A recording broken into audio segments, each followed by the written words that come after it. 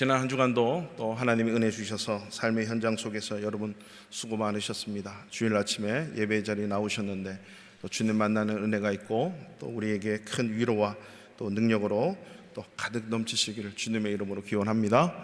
우리 서로 그렇게 인사 나누고 축복하겠습니다. 주님의 사랑으로 사랑합니다. 은혜 충만하십시오. 시작. 앞뒤 좌우로.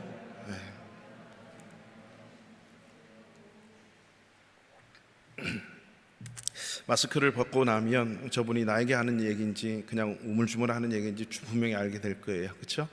그래서 하루속히 또 마스크가 벗어지는 그날 우리가 또 기다렸으면 좋겠고, 사실 폴란드 법령은 이렇게 2차 접종을 완료한 사람은 자기에 맞게 이렇게 벗게 되어 있습니다. 그리고 또 실내에서는 쓰되 거리를 지키도록, 그리고 또 벗어도 자유하고, 이런 어떤 나라마다 또 지역마다 다르죠. 하지만 중요한 것은 우리가 하나님을 예배하고 찬양하고 경배하는데 좀 더 걸림이 되는 그런 일이 없기를 주님의 이름으로 간절히 바랍니다. 아멘.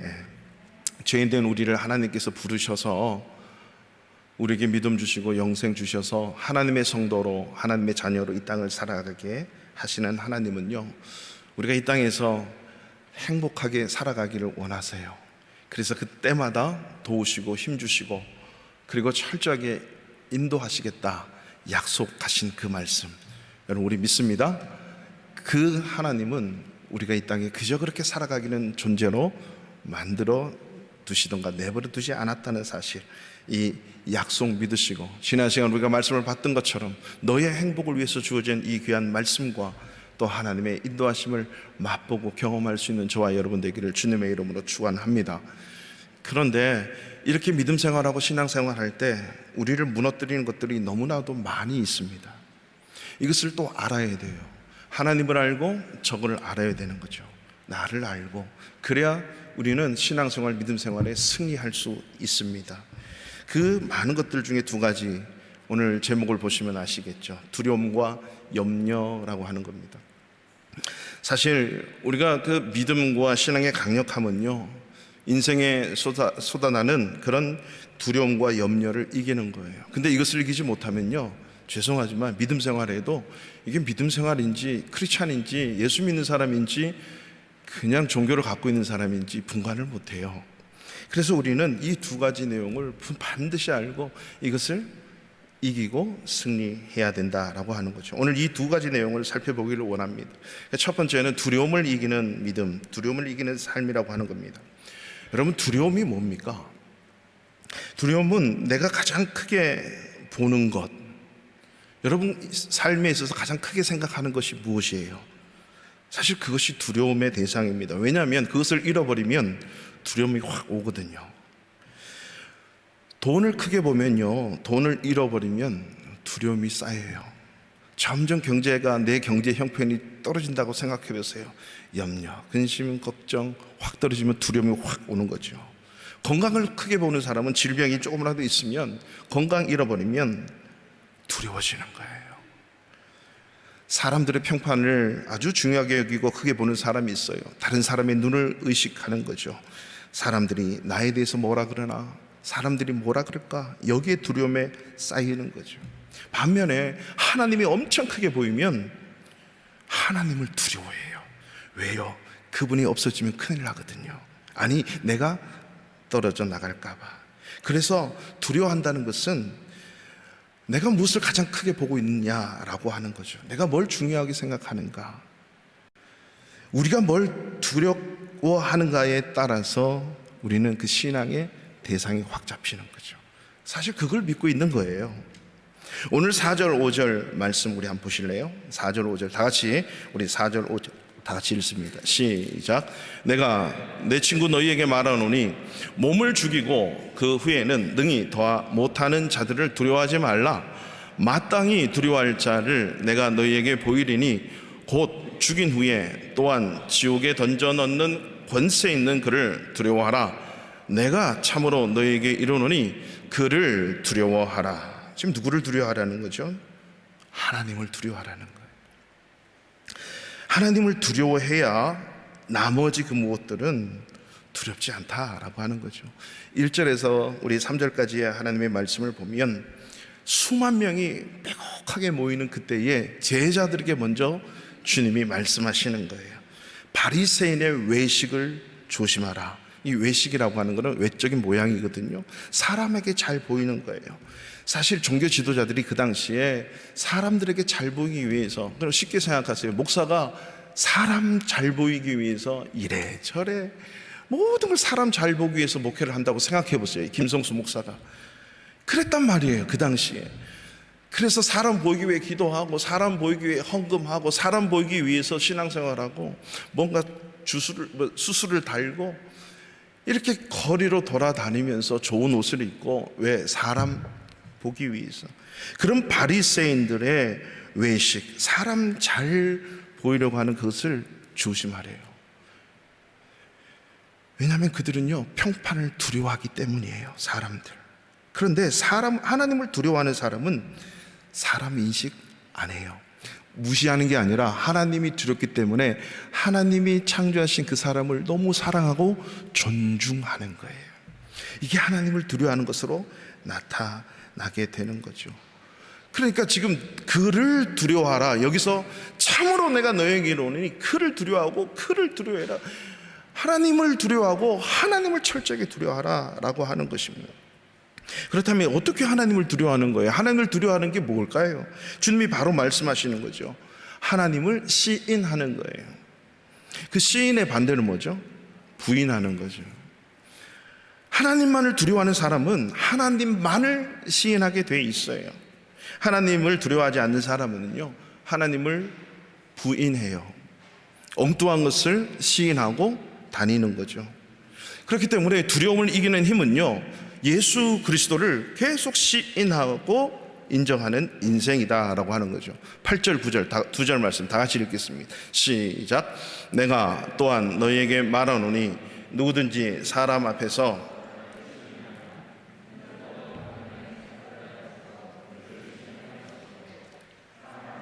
나를 부인하는 자는 하나님의 사자들 앞에서 부인을 당하리라. 아멘. 시인한다. 누구를 시인하라는 거예요? 나를. 하나님을 두려워하는데 예수 그리스도를 시인하고 인정하래요. 하나님을 두려워하는데 예수 그리스도를 자랑하래요. 인정하래요. 이게 바로 두려움을 이기는 겁니다. 내 삶의 모든 부분에서 하나님을 인정하는 것, 예수 그리스도를 시인하고 드러내는 것, 증거하고 전도하고, 하나님이 하십니다. 하나님이면 다 됩니다. 인간은 그래도 하나님이면 된다니까요. 하나님은 구원주이십니다. 하나님은 전지전능하십니다. 예수 믿어야 복을 받고 예수 믿어야 구원받습니다. 예수 믿어야 참다운 인생을 삽니다. 예수 믿는 것이 하나님이 원하는 것입니다. 예수님을 계속 인정하고 증거하는 거예요. 그래서 증인이라고 하는 것은 내가 보고 들은 것, 진리를 반드시 말하는 자가 증인이에요. 그러니까 예수님을 인정하고 시인하는 삶을 살아내라는 거죠. 마음으로 믿어 의에 이르고 입으로 시인해서 구원에 이르는 거예요. 그래서 이 시인한다는 거, 말로 표현한다는 거 너무 중요해요.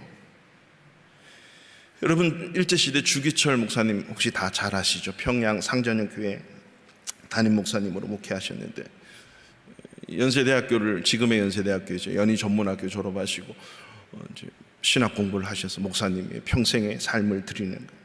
우리가 잘 알듯이 그분은 신사참배를 반대하는 목사님이셨어요. 그래서 일제는 그 신사참배 반대하는 이 주기철 목사님만 어떻게 회유해서 인정만 하면 모든 목사님들이, 모든 한국교회가 인정할 거다. 사실 그 당시에 어마어마한 교회, 노회, 총회가 신사참배를 인정을 해버렸어요. 그래서 이 주기철 목사님을 사실 감옥에 갇혀야 될 이유가 없는데 이 목사님을 잡아다가 감옥에 넣어버려요. 그 형무소란 그러죠. 평양 형무소에 넣어버립니다. 그 감옥에 갇혀 있으면서 죄목은 달라. 그 일제를 반역했다는 거죠.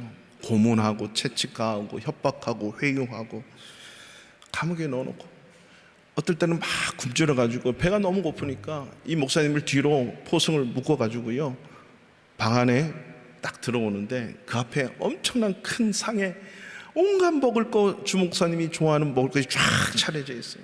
그래서 너무 배가 고파가지고 목이 마르고 손이 뒷짐졌으니까 이걸 먹으려고 앉아가지고 하는 순간에 앞을 보니까 신사가 있는 거예요. 그러니까 먹으려고 손을 사용 못하니까 입으로 먹으려고 고개를 숙이면 자동적으로 그렇게 되잖아요. 그걸 보고 일어나가지고 발로 그냥 상을 다 뒤쳐버립니다. 그래서 일제가 생각하기를 이 주목사님을 감옥에 넣고 일주일에 한 번씩 집에 보내자는 거죠. 집에 가서 잠자고 오게 하자. 왜 그랬을까요? 회유책 하는 거예요. 집에 가서 보면 아빠 때문에 괴로워하는, 힘들어하는 가족들을 보는 거예요. 자식들 너무 불쌍해 보이고 눈물을 흘리고 있는 사모님을 보면 마음이 조금이라도 회유되지 않을까. 그래서 일제가 결정을 해서 일주일에 한 번 집을 보냈어요. 그래서 목사님도 자녀를 보기 위해서 맨날 며칠 몇 개월을 있다가 집으로 가는 거죠. 집에 가서 여보 나왔어, 나 주목사요. 그랬더니 사모님이 바깥에서 목사님 그래요, 문 열어주시오. 그랬더니 이 사모님이 뭐라고 말씀하시는 줄 알아요? 살아서 오면 내 남편이 아니오, 죽어서 와야 내 남편이요, 돌아가시오. 저는 만약 그 말 들으면 미쳐버릴 것 같아. 몰라, 당해보지 않았어. 이 말씀을 들은 주목사님이 바로 하나님을 다시 붙들고 형무소로 갑니다. 그리고 그 형무소에 가서 나 집에 안 갈래요. 집에 갔더니 나를 재워주지 않아요. 나 여기서 자는 게 더 편하오. 다시 감옥으로 들어가겠소. 이상한 거예요.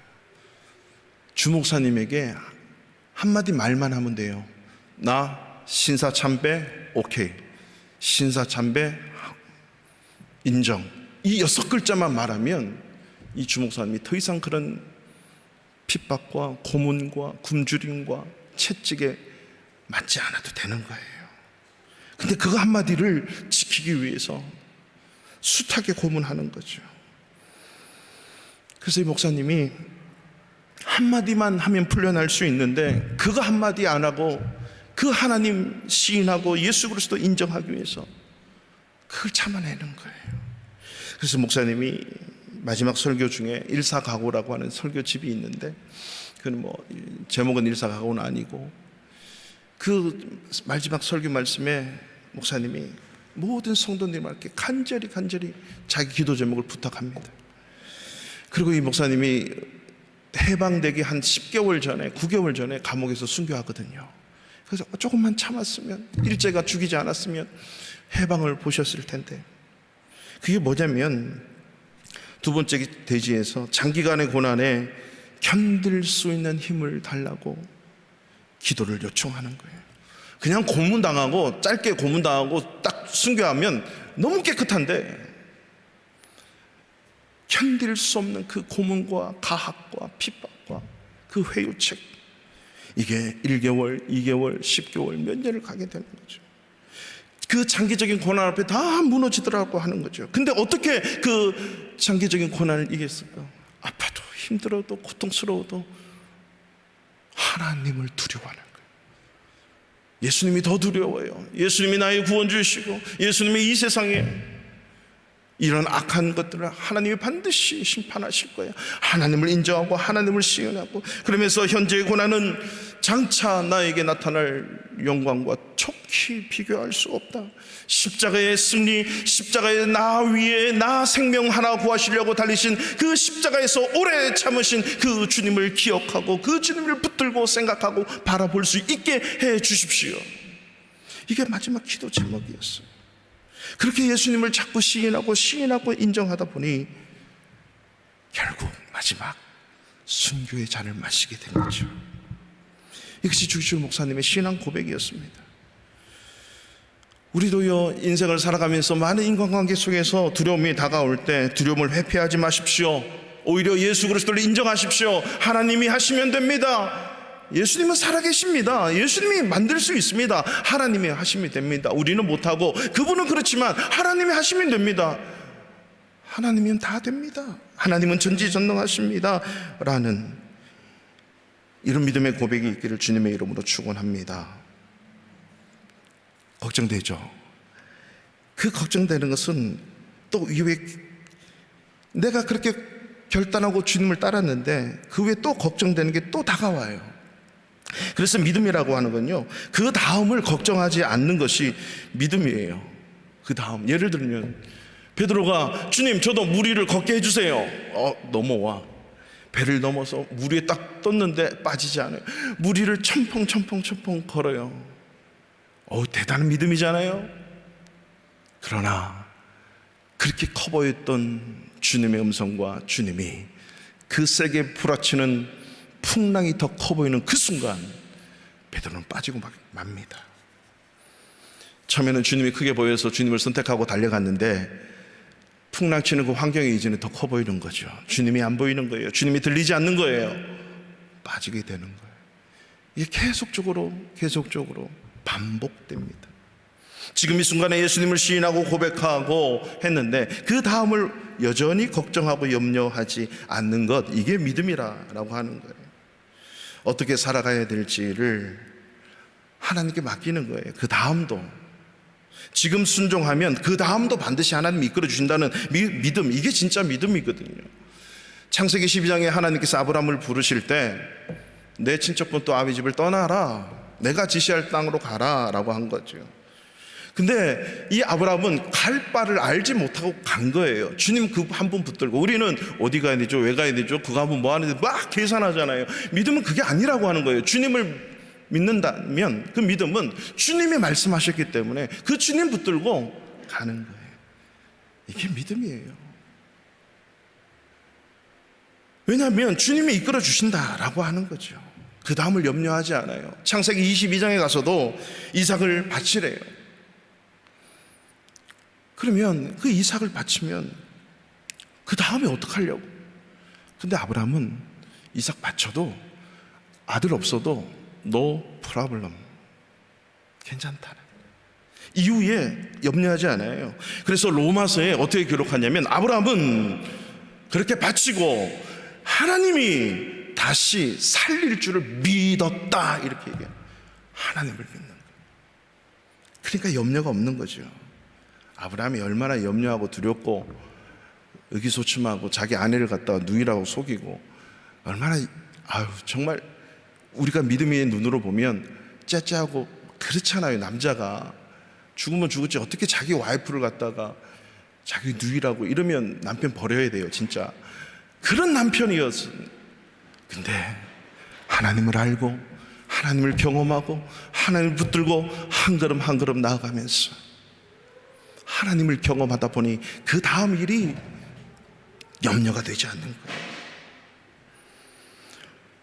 나는 모르지만 하나님께서 하시겠다라고 하는 그 믿음 가지고 순종하고 그 다음을 맡기는 것, 이것이 진정한 믿음이다라고 하는 것이죠. 우리가 하나님을 이렇게 철저하게 의지하고 하나님만 두려워하고 달려가면 우리는 순종할 수 있습니다.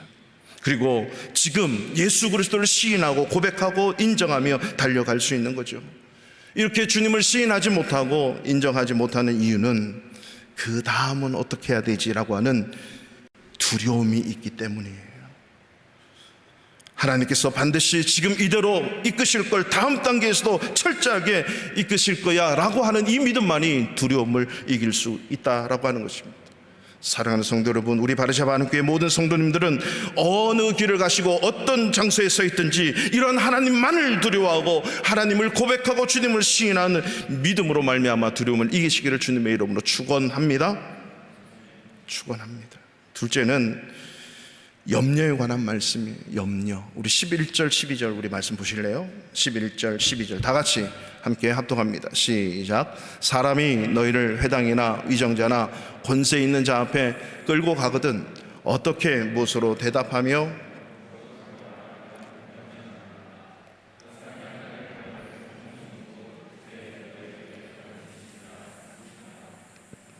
아멘. 아멘. 말씀을 읽으시고는 항상 아멘 하십시오. 이거는 성경에서 말하는 거예요. 이런 것도 순종이에요. 순종. 아멘. 아멘하여 영광 돌릴지니라. 아멘 하는 거죠.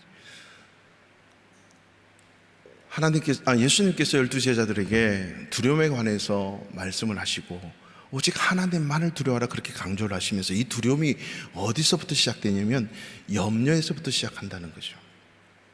복음을 전하다가 결국은 너희들 위정자들에게, 회당에게, 권세자들에게 붙들려 갈 거야. 실제로 그렇게 붙들려 가요. 예수님도 그렇게 붙들려 가셨고, 그럴 때 말이야, 붙들려 가면서 그 다음 단계 어떻게 대답해야 되지?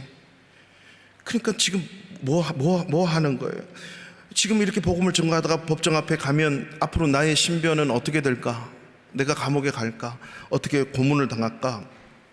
뿐만 아니라 그 예수 그리스도를 그렇게 증거했는데 거기에 대한 변호를 어떻게 할까? 이런 걱정, 염려하지 말라. 염려하지 말라라고 하는 거. 마땅히 할 말을 그때 가면 성령께서 그때 너에게 가르쳐 주실 거다. 이 말은 성령을 의지하고 성령을 붙들고 성령께 맡기라라고 하는 말씀이에요. 그러니까 성령을 의지하고 성령께 맡기면 그 염려, 근심, 걱정 이겨낼 수 있다라고 하는 거죠.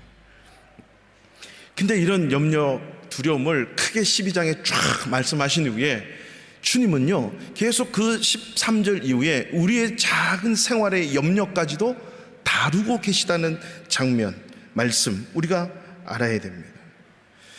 그래서 이런 염려뿐만 아니라 생활의 염려가 있는데 22절 성경 가지고 계신 분은 22절을 한번 보세요. 22절부터는 목숨과 그리고 우리의 몸을 위해서 무엇을 먹을까 입을까 염려하지 말라는 거예요. 이것은 생활의 염려를 얘기하는 거죠. 22절. 자, 이리 앞으로 보시고요. 이 생활의 염려, 살아가면서 일어나는 모든 문제들을 얘기하는 것입니다. 보통 이 건강의 문제, 질병에 딱 걸리면 염려, 근심, 걱정 다 들어오죠. 돈, 경제, 돈의 문제 딱 걸리면 문제 올 수 있어요. 자녀들의 문제, 직장, 회사, 관계의 문제, 교회에서 일어나는 여러 문제들, 인간관계에서 오는 이런 숱한 문제들 있지 않아요? 어떤 한 소리 들으면 그 한 소리 때문에 내가 잠을 못 자. 저 사람이 나를 이상하게 바라보면 그 눈길 때문에 잠을 못 자요. 저 사람은 왜 저렇게 얘기하지? 아무 의도 없는데 저 사람은 왜 나를 저렇게 째려보지? 그것 때문에 잠도 못 자는 사람이 있거든요. 이런 근심, 염려, 생활 염려는 다 있어요. 어린 아이들이라고 없는 게 아니에요. 아이들의 스트레스도 얼마나 심한데요. 병원 가기를 꺼려하고 치과 가는 거 꺼려하고 주사 맞는 거 아이들 다 염려예요. 학교 가서 공부하는 거, 기말고사 보는 거, 이성교제 하는 거 다 염려예요. 염려. 아이들 똑같아요. 여러분 믿음이 아무리 좋다 그러고 아브라함이든 목사든 장로든 모든 믿음이 아무리 있어도 염려 없는 사람 없습니다. 다 있습니다. 그런데 우리가 한 가지 잊지 말아야 될 건 성경은요 염려를 아주 심각하게 다루고 있다는 사실을 아셔야 돼요. 성경이 말하는 그 염려에 관한 심각성을 우리가 깨달아야만 돼요. 이 말이 뭡니까? 우리가 왜 염려를 하고 있죠? 왜 근심하고 있죠? 왜냐하면 염려가 그렇게도 중요하고 심각하고 하나님을 섬기는 믿음 생활에 있어서 아주 중요하고 심각하다는 것을 모르고 있기 때문인 거예요. 그저 누구나 인생을 살다 보면 다 그렇게 염려하는 거지, 걱정하는 거지 하면서 그냥 쉽게 그렇게 생각을 해버려요. 염려, 근심, 걱정 없는 사람 어디 있습니까? 이렇게 염려, 걱정하는 거지요 라고 얘기를 하거든요. 근데 오늘 누가복음 12장 아까 22절을 읽었지만 25절을 보시면요, 우리 성경책 가지신 분들 다 같이 한번 읽어볼까요? 시작. 너희 중에 누가 염려함으로 그 키를 한 자라도 더할 수 있느냐라고 주님이 말씀하셨다. 예수님께서 말씀하시는 거예요. 여러분 키가 크고 안 크고는 누구한테 달려있어요? 뭐 키 크는 약을 먹고 뭐 성장은 어떻고, 물론 뭐 열심히 노력해야죠. 잘 먹어야죠. 맞습니다. 영양분이 있어야 되고. 근데 염려한다고 해서 그 키를 한 자라도 더 할 수 있냐라고 하는 거죠. 만약 염려의 문제가 없다면, 염려가 괜찮은 것이라면 주님이 이런 말씀 안 하세요. 염려가 너무 많기 때문에 염려하지 마라. 먹는 거, 입는 거, 다음 단계 생활의 염려들 염려하지 마. 그래서 오늘 우리가 앞에 읽었지만은 뭘 얘기합니까? 참새 한 마리 팔리고 떨어지는 것, 이거 우연한 거 아니야. 하나님이 하신 거야. 머리카락까지 하나님은 세신 바 되는 거야. 그러니까 염려하지 말라는 거예요. 하나님은 그렇게 치밀하고 세밀하고 우리를 이미 다 알고 계시는 거예요. 이 잔디를 깎고 풀을 뽑다 보면 가끔 새들이 여기 떨어져 죽어 있어요. 그래서 엄청난 개미들이 몰려, 벌레들이 몰려, 이거 막. 그걸 보고 죽었네. 하나님의 뜻이 있겠지. 이게 성경적인 생각이에요. 이게 왜 누가 물어다 놨을까? 뭐 떨어져 죽었을까? 본문에서 하나님이 말씀하시죠. 예수님이 말씀하시는 거예요. 참새 한 마리도 주님이 허락하지 않으면 안 떨어지고 팔리고 사는 모든 문제가 하나님이 다 하신다. 그리고 갖다 버리는 거예요. 고린도 후서 7장 10절에 보면 하나님의 뜻대로 하는 근심은 후회할 것이 없는 구원에 이르게 하는 회개를 이루는 것이요 세상의 근심은 사망을 이루는 것이니라. 나왔네요. 예. 하나님의 뜻대로 하는 근심이 있고요, 세상의 근심이 있다라는 것을 분명히 아셔야 돼요. 하나님이 우리를 근심케 하는 근심도 있대요. 이게 하나님의 뜻대로 근심하는데 뭐냐면요, 후회할 것이 없는 구원에 이르게 하는 회개를 이루는 거래요. 죄 때문에, 하나님이 이 죄 때문에 어떻게 해야 됩니까? 용서해 주세요. 고백하고 회개하면 다 문제가 해결돼요. 이러한 근심은 계속 하라는 거예요. 하나님 앞에서 하나님이 이 죄 때문에 주님 앞에 나갈 수가 없습니다. 이 죄의 문제를 해결해 주세요라고 회개하면 주님이 다 해결해 주신다는 거죠. 근데 세상의 근심은 사망을 이루는 거래요. 세상의 근심, 염려는요, 하나님과의 관계에서, 우리 믿음 생활에서 치명적이다라고 하는 사실을 아셔야 돼요. 깨달으셔야 돼요. 왜냐하면 이것은 하나님을 안 믿는다는 의미예요. 두렵고 염려하고 근심한다는 것은 하나님을 안 믿는 거예요. 그토록 그래서 예수님께서 경고하시고 강조하시는 말씀의 이유는 근심과 염려가 있으면 하나님을 안 믿는 거야. 그것은 그렇기 때문에 그것을 이겨내야 된다는 거죠.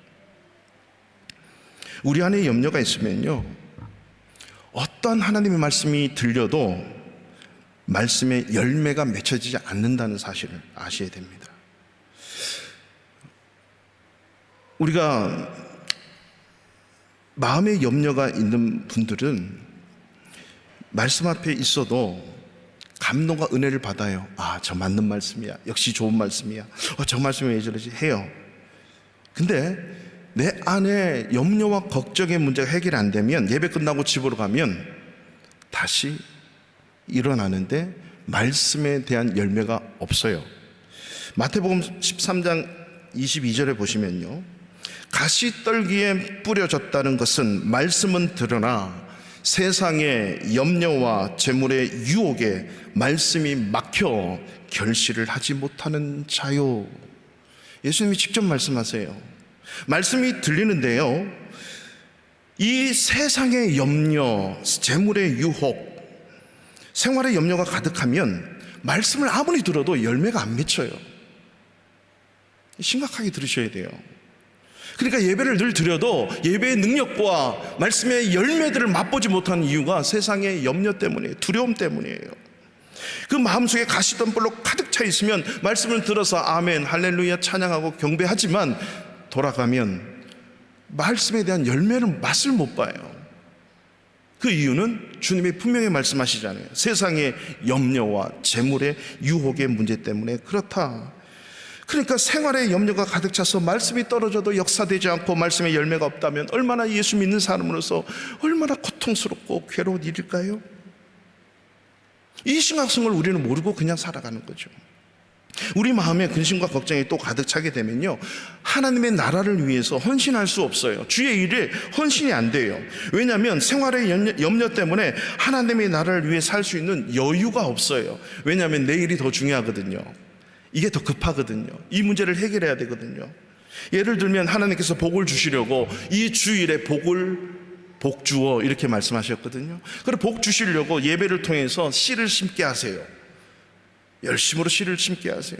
그게 헌금일 수 있고 구제헌금, 성교헌금, 11조 모든 예물일 수 있어요. 주의 일을 감당하는 헌신일 수 있어요. 지난 시간에 3가지 섬김, 하나님을 섬기는 그런 섬김이 될 수가 있어요. 근데 그 열심히 하는데 마음에 염려가 있으면 그걸 못해요. 평생의 생활의 염려 때문에 주님의 일, 하나님의 나라를 위해서 헌신이 안 되는 거죠. 누가복음 21장 34절에 주님이 그렇게 말씀하셨어요. 너희는 스스로 조심하라. 그렇지 않으면 방탕함과 술취함과 생활의 염려로 마음이 둔하여지고 뜻밖의 그날이 덕과 같이 너에게 임하리라. 주님이 재림하시는 그날, 그리고 내 인생의 순간 끝나게 되는데 생활의 염려 때문에 주의 일을 못하는 거예요. 저는 어제 정말 주의 일에 헌신하신 집사님의 어머님이 돌아가셨다는 소식을 들었어요. 한국에서 중환자실에 계시는데 면회가 안 돼요. 코로나 때문에. 방호복 입고 면회를 시켜줬으면 좋겠어. 나는 우리 부모님의 문제는 의사 간호사도 방호복 입고 하잖아요. 과학적으로 똑바로 이렇게 하면 부모님 면회 되는데 왜 못 되는지 모르겠어요. 물론 우려하고 조심하는 건 있겠죠.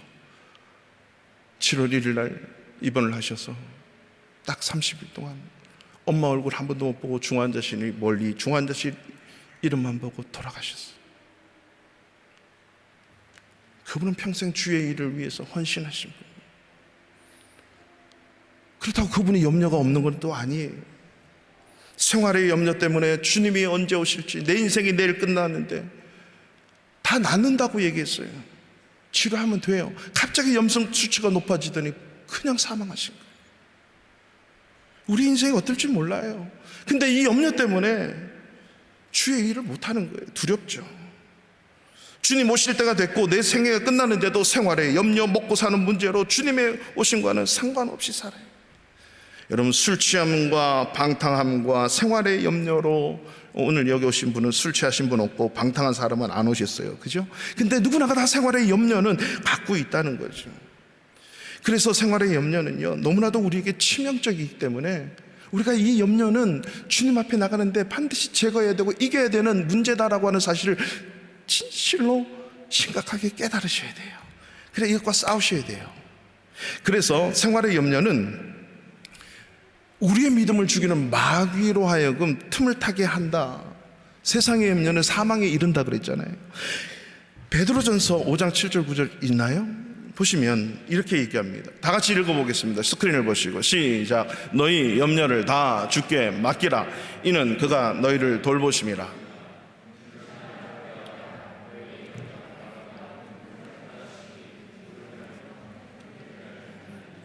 너희는 믿음을 굳건하게 하여 그를 대적하라. 아멘. 염려를 주께 맡겨버리라. 염려하지 말아야 되는 이유, 하나님께서 계속적으로 성경에서 군데군데 염려를 맡겨라, 염려하지 말라. 그 이유는 뭐죠? 염려할 때 마귀가 우리를 노려보고 있어요. 우리를 우는 사자처럼 확 하고 있다가 삼켜버려요. 마귀에게 패한다는 거예요. 두루다니며 삼킬 차를 마귀가 찾고 있대요. 그래서 마귀는 마음에 항상 근심이 있고 염려 가득한 사람을 자꾸 찾아요. 이게 마귀의 밥이 되는 거죠. 그래서 염려 근심하면 Welcome to me, 누구한테? 마귀에게 초청장 보내는 거죠. 지금 오세요, 이 얘기예요. 그래서 너무나도 심각한 문제이기 때문에 우리는 이 염려를 주님 앞에 맡겨버려야 돼요. 여기서 맡겨버린다, 주께 다 맡기다, 이 말은요, 원어에 보면 내가 갖고 있는 걸 던져버리는 거예요. 제가 이 볼펜이 있죠? 이걸 내가 갖고 있지 말고 이것을 던져서 버리는 거예요. 나에서 떠나게 만들어 버리는 거예요. 이게 염려 맡기는 거예요. 옛날에 시골 할머니가 서울로 딸네 집에 갈 때 바리바리 싸갖고 가잖아요. 요즘처럼 뭐 택배나 이런 뭐 배달 이게 없잖아요. 우리 아이들 알는지 모르겠지만 서울역에 도착해가지고 바리바리 싼 그걸 이렇게 얻고 들고, 그래서 택시를 타요. 택시를 딱 타고 했는데 뒷문을 열고 택시를 탔는데 이 할머니가 계속 그 무거운 보따리를 안고 옆에 안 놓는 거예요. 그래서 운전하면서 이 운전기사 아저씨가 계속 룸미를 보면서 안 놓길래 할머니 그 엄청 무거워 보이는데 옆에 놓으세요 할머니. 그랬더니 할머니가 안 돼요, 안 돼요. 이 짐값은 택시비 받지 마세요. 그러는 거예요. 내가 안고 있으니까 이 짐값 택시는 받지 말고 내 택시값만 받으라는 거예요. 이걸 못 내놓고 있어요. 안 웃기죠?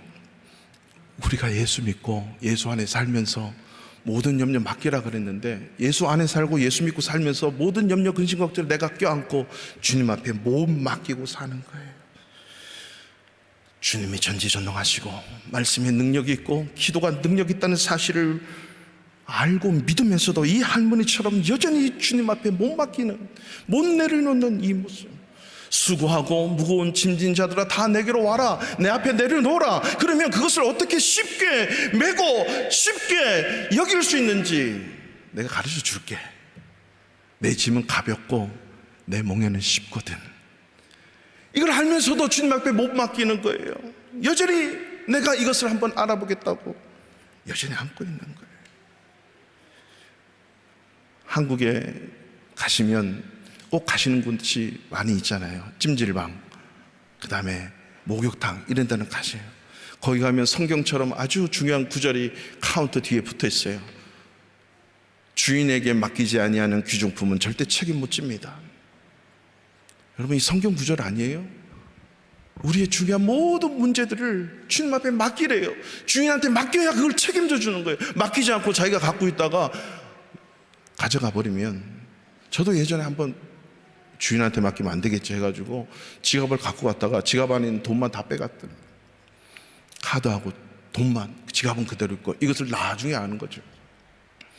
맡기지 않으면 책임 못 져요. 책임 못 져요. 그 당시는 CCTV도 없었죠.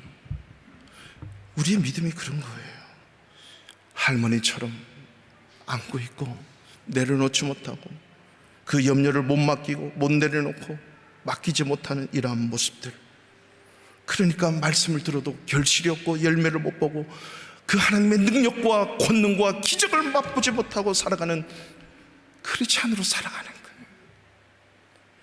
만약에 우리 몸에 암이 있다고 진단되면 죽을 병이래, 기도해 주세요. 그리고 병원에 가서 수술을 해야 될지 방사선 치료해야 될지 치료의 방법을 찾아요. 그리고 마음의 염려와 근심과 걱정을 계속 가지고 있어요. 이것 때문에 잠이 안 오고 밥맛도 없고 잠을 설쳐요. 불면증에 시달리고. 모든 인간이 다 그래요. 저도 그럴 거예요. 모든 인간이 다 그래요. 근데 가만히 생각해 보면요, 우리 믿음의 사람은요, 이렇게 병 걸리고 어려운 문제 때문에 무너지는 게 아니고, 문제 그 자체 때문이 아니라 그것 때문에 믿음이 똑바로 못 서 있기 때문에, 그것 때문에 신앙이 똑바로 못 서 있고 염려와 근심 때문에 무너지게 되는 거예요. 신앙과 믿음이 바로 서지 못하면 무너져요. 우리의 두려움이 안에 죄인된 모든 인간은 다 들어있는데, 이 두려움이 나타나기 시작하는 것이 바로 두려움은 안 나타나요. 근심, 염려, 걱정, 두근두근으로부터 시작하는 거예요. 그 염려가 자꾸 자라면 두려움으로 확 변해버리죠. 저는 우리 네팔 선교사님이 하신 말씀을 기억합니다. 작년에 우리가 코로나 초창기 때 얼마나 코로나 때문에 방역부터 시작해가지고 막 무서웠잖아요. 무서울 정도로. 작년 4월, 5월, 6월 이때 시내 나가면 막 외면서 2명 이상 다니지 마세요. 거리 뛰고 뭐 마스크 끼고 가게 문은 다 닫고 차도 안 다니고 정말 그랬잖아요. 우리 폴란드도 그때 100명 조금 안 나왔어요, 확진자가.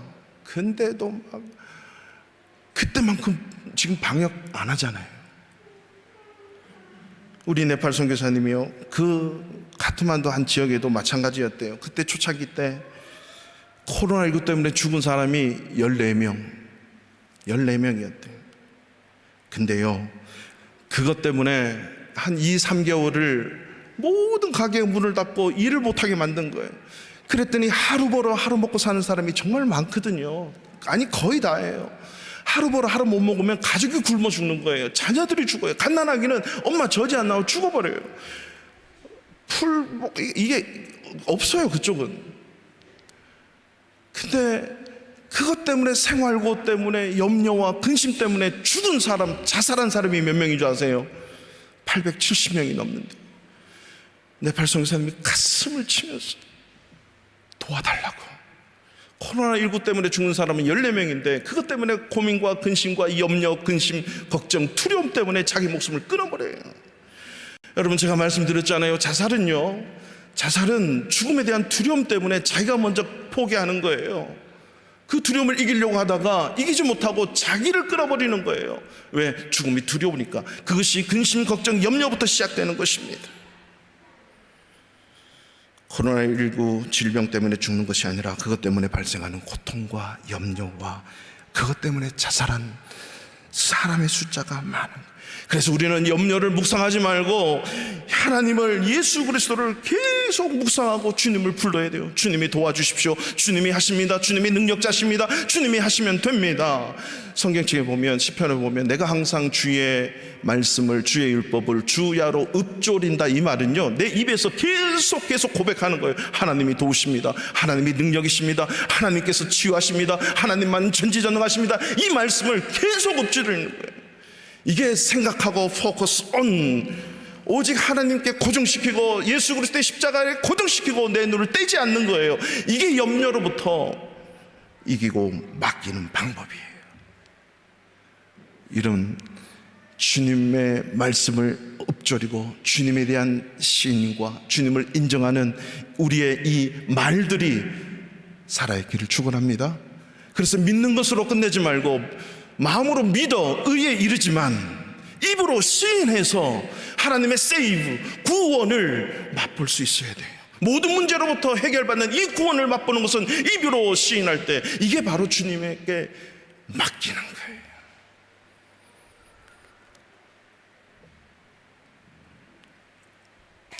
우리가 만약에 심장에 엄청난 큰 문제가 있다면 심각하죠. 그래서 이 병원 저 병원 다 다니는데도 해결을 못 받아. 이게 왜 그렇게 심장이 있는지. 그리고 얼마 안 있으면 죽어. 근데 소문에 소문을 듣고 어떤 병원에 어떤 의사를 만나면 해결할 수 있다. 그래가지고 소문을 듣고 그 의사를 만나러, 요즘에 대학병원 가기가 그렇게 힘들다면서요. 자꾸 찾아갔는데 그 권위자를 만났어. 그 권위자가 내 주치의가 된다면 여러분 어떻겠어요? 안심이 되지 않습니까? 아까 설교 시간에 말씀드린 그 권사님의 남편 되시는 분은 장로님인데, 그 장로님이 한 4, 5년 전에 간 때문에 거의 생명이 돌아가셨어요. 근데 서울 아산병원에 그 권위 있는, 간에 권위 있는 이분을 만났어. 그분이 또 제가 아는 집사님의 형님이야. 그분 만나기를 해가지고 바로 직행으로 달려가가지고 그 한 사람만 알았는데 그분 때문에 금방 돌아가시는 거 지금 4, 5년 아직도 살고 계세요. 주치의를 만났는데 여러분 어떻게 되죠? 마음에 안심이 되는 거예요. 내가 이제 살겠구나, 저분이 나를 고칠 수 있겠구나 라고 하는 믿음이 생겨요. 자, 병이 나았어요, 안 나았어요? 그 병이 그대로 있어요, 없어요? 그대로 있는 거예요. 문제는 안심이 되는 거예요. 왜? 염려가 없어지는 거예요. 왜? 주치의를 만났기 때문에, 그분이 나를 치료하실 걸 믿었기 때문에, 이 명의를 만났기 때문에 나는 나을 수 있다는 안심이 되는 거예요. 자, 명의를 만났다고 해서 병이 바로 나았습니까? 낫지 않아요. 여전히 있어요. 문제는 염려와 근심이 안도가 되는 거예요. 여러분, 우리 예수 만났잖아요. 천지를 창조하신, 전지전능하신, 죽은 것도 살리는 하나님, 몸은 죽여도 영혼을 지옥불에 던져놓을 권세가 있는 그 주님이 내 안에 있고 그분을 하나님으로 믿는다면 우리가 뭐 두려울 게 뭐가 있습니까? 생활의 염려? 뭐가 두렵습니까? 뭐가 염려가 있겠습니까? 내 병 고칠 수 있는 주치의 그 사람을 만났다라는 그 하나만으로도 안심이 가는데, 전지전능하신 그 하나님을 내가 아버지라 부를 거 언제든지 와서 구하고 입으로 시인하면 그분이 고쳐준다는데, 그분 만났는데 우리는 여전히 내려놓지 못하고 맡기지 못하는 그 모습, 이 하나님께 맡긴다면 하나님께서 다 해결하시고 치유하시고 이 모든 것을 승리로 이끌 줄로 믿습니다. 두려움과 염려, 믿음의 성장, 우리의 신앙의 치명적인 것은 바로 이 사탄의 전략임을 여러분 잊지 마시고 마음으로 믿었으면 입으로 시인해서 그 구원을 경험할 수 있기를 축원합니다. 하나님께 맡기고 하나님께 의지하고 믿음으로 승리하는 한 주간 되시기를 주님의 이름으로 축복합니다. 그 자리에